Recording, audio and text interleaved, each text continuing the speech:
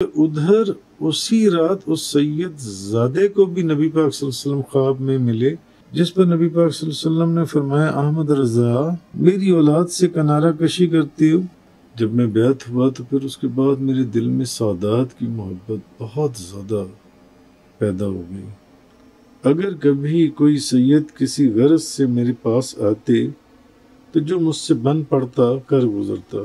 زبردستی اپنی ضد منواتے ہوئے وہ رقم لے کر اس سید زادے کو پیش کی۔ کتنے ہی لوگ میں تمہیں دکھا سکتا ہوں جو کہتے تو خود کو سید ہیں، مگر شاید ہی کوئی برائی ہو جو ان کے اندر نہ پائی جاتی ہو، تاکہ بھلے سادات کے اعمال کیسے ہی ہوں، ہمیں ادب کو ملحوظ خاطر رکھنا چاہیے۔ بندہ ناچیز راکب محمد محسن منور یوسفی بھی بیعت کے بعد خصوصاً سادات کا بہت زیادہ احترام کرنے لگا۔ جب میں بیعت ہوا تو پھر اس کے بعد میرے دل میں سادات کی محبت بہت زیادہ پیدا ہو گئی، حتیٰ کہ خاندان سادات کے بوڑھے جوان بلکہ بچوں تک کے ادب کو ملحوظ خاطر رکھتا۔ نبی کریم صلی اللہ علیہ وسلم کا صدقہ آل رسول کی ایسی مودت و محبت دل میں اجاگر ہو چکی تھی کہ دن رات انہی کے خیالوں میں مشغول رہتا۔ نبی کریم صلی اللہ علیہ وسلم سے محبت کی یہ کون سی کیفیت تھی کہ سوچتا رہتا ملک میں کوئی ایسا ادارہ بنانا چاہیے جو صرف خاندان سادات کی بہتری، نفع، فائدہ اور فلاح و بہبود کے لیے مخصوص ہو، یعنی جس میں نہ صرف سادات کرام کے مکمل قوائف ہوں بلکہ وہاں سے ان کے لیے ایسے وظائف و سہولیات کا اجرا کیا جائے کہ پھر ان کو کسی کے سامنے ہاتھ پھیلانے کی ضرورت نہ رہے۔ اگر کبھی کوئی سید کسی غرض سے میرے پاس آتے تو جو مجھ سے بن پڑتا کر گزرتا۔ غالباً 1988 کی بات ہے، ایک سید زادے اپنا مکان تعمیر کر رہے تھے، تو ان کو اس دور میں 25-30 ہزار روپے کی ضرورت محسوس ہوئی، جو کہ اس دور میں 25-30 ہزار روپیہ بہت بڑی رقم تھی، جو آج کے لاکھوں روپے میں چلی جائے گی۔ 15-20 لاکھ روپے شاید ہو، اگر آپ اس کو کیلکولیٹ کریں اس وقت کے حساب سے، اس وقت کو جان سے۔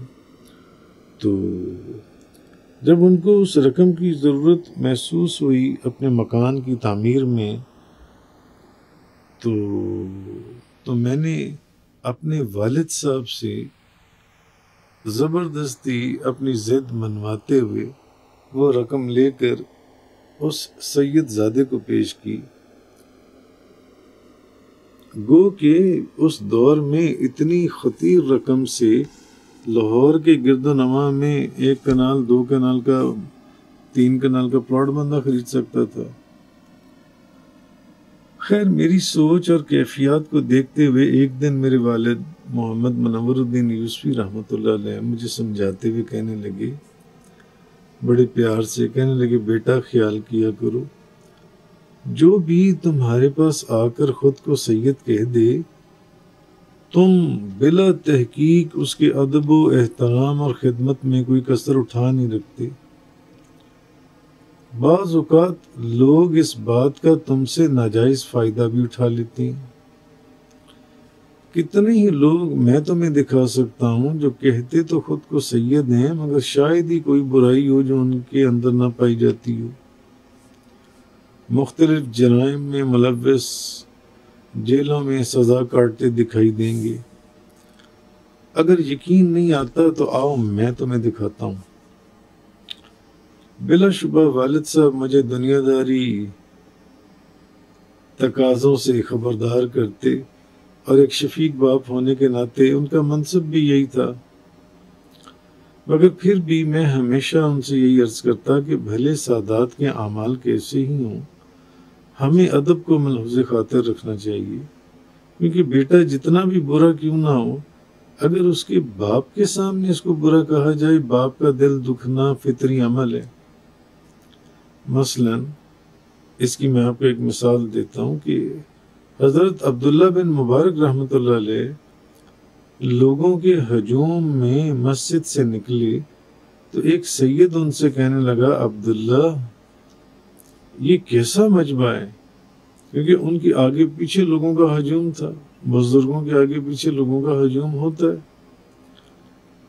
دیکھو، وہ سید زادے کہنے لگے، دیکھو میں فرزند رسول ہوں، یعنی سید ہوں، تمہارا باپ تو ایسا نہ تھا۔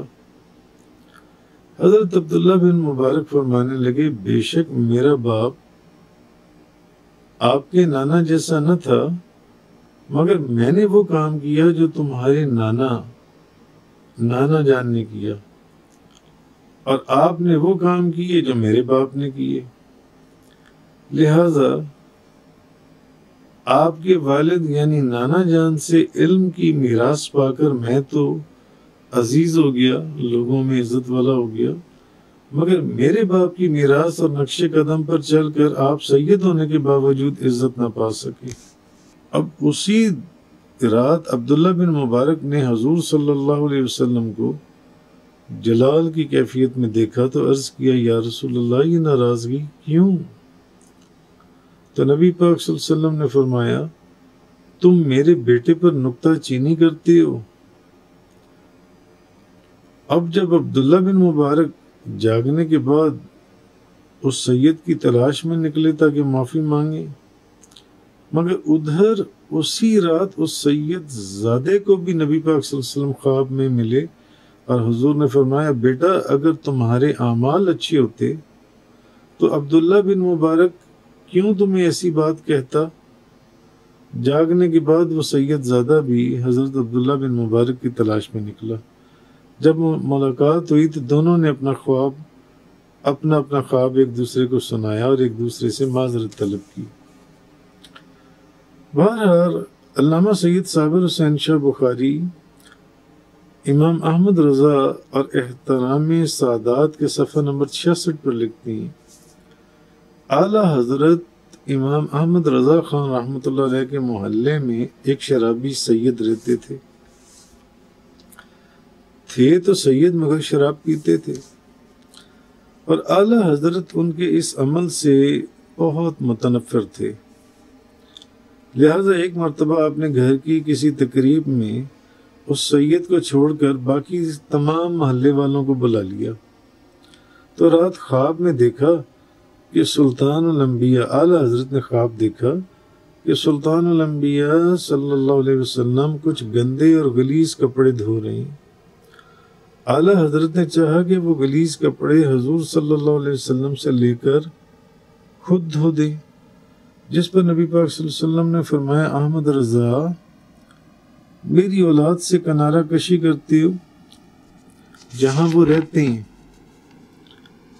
اور ان کی طرف منہ بھی نہیں کرتے، لہذا میں ان کے گندے کپڑوں سے خود غلاظت دور کر رہا ہوں۔ اسی وقت اعلیٰ حضرت کی آنکھ کھل گئی، سمجھ گئے کہ اشارہ کس طرف ہے۔ گھٹنوں اور ہاتھوں کے بل چل کر اس سید کے گھر تشریف لائے اور پاؤں پکڑ کے معافی کے طلبگار ہوئے۔ سید زادے نے اعلیٰ حضرت کو اس حالت میں دیکھا تو حیران ہوا، کہنے لگا، حضرت یہ کیوں مجھ گناہگار کو شرمندہ کرتی؟ پھر اعلیٰ حضرت نے تمام واقعہ بتایا اور خواب کی تفصیل بھی بتائی اور کہا، گھٹنوں کے بل چل کر اس لیے آیا ہوں کہ مجھے اپنے معافی مانگنے اور نبی پاک صلی اللہ علیہ وسلم کی بارگاہ میں سرخرو ہونے کی یہی ایک صورت نظر آئی۔ تو سید صاحب اعلیٰ حضرت کی گفتگو سن کر گھر کے اندر گئے اور شراب کی تمام بوتلیں اعلیٰ حضرت کے سامنے گلی میں پھینک کر فرمانے لگے، آپ نے سچ دیکھا ہے، ہمارے نانا جان نے ہماری غلاظت صاف فرما دی اور ہم نے شراب سے توبہ کر لی۔ جزاک اللہ۔